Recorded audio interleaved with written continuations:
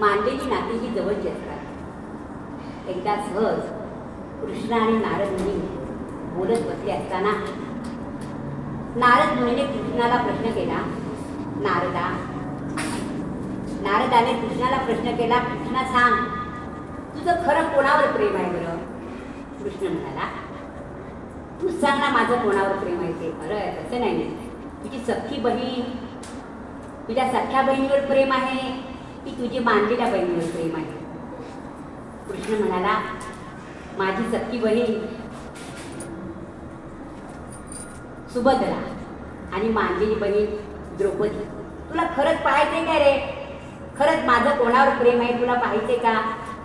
नारद म्हणा, हो हो मला जरूर पाहायचंय, सांग बरं कसं काय करू मी? कृष्णाने काय केलं माहितीये का?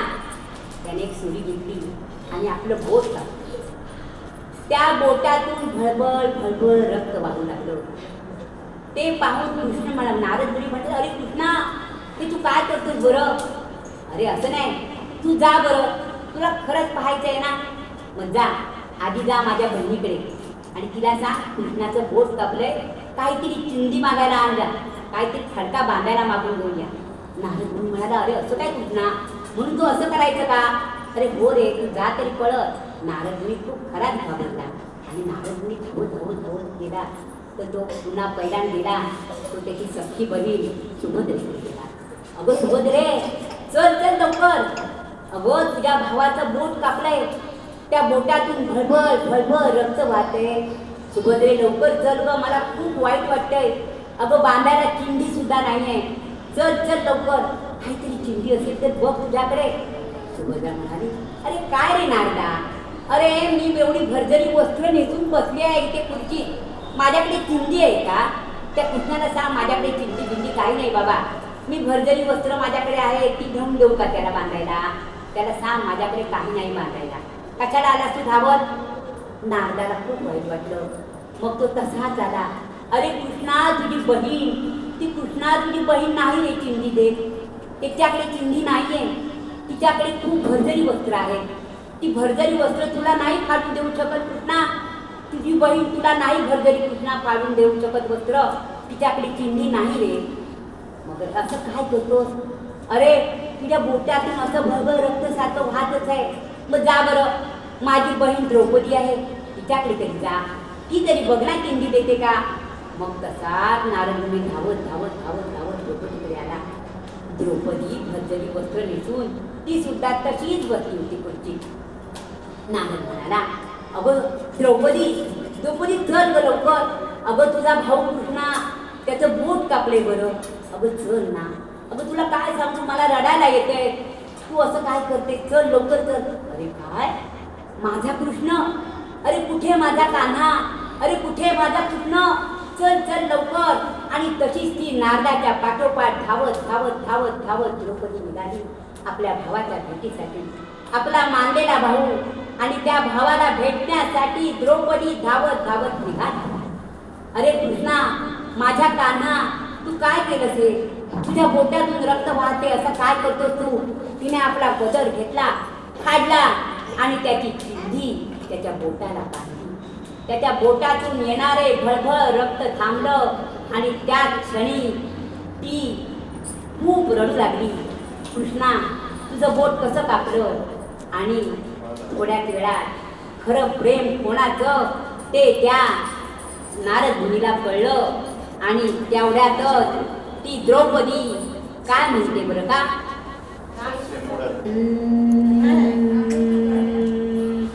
भरजरी कपितांबर दिला फाडून द्रौपदीशी बंधू शोभे नारायण सुभद्रा कृष्णाची पाठली बहीण विचाराया गेली नारद म्हणून बोट श्रीहरीची कापले ग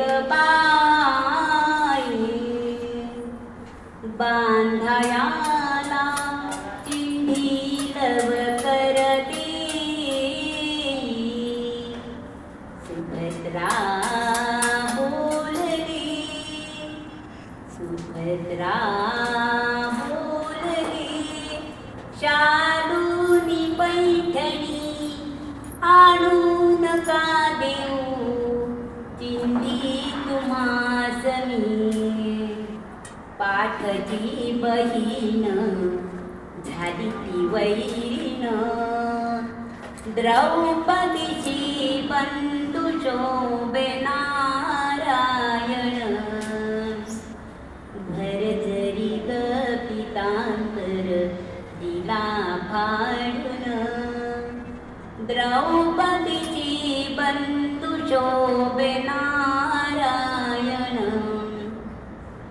द्रौपदी बोलली हरीची मी कोण परी मला त्याने मानली बहीण परी मला त्याने मानली बहीण काळजाची चिंदी फाडून देईन काळजाची चिंदी फाडून देईन एवढी तयाचे माझ्यावरी ऋण बसले येऊनी प्रभू राखी माझीला द्रौपदीची बंधू शोभे नारायण प्रेमाचे लक्षण भारी विलक्षण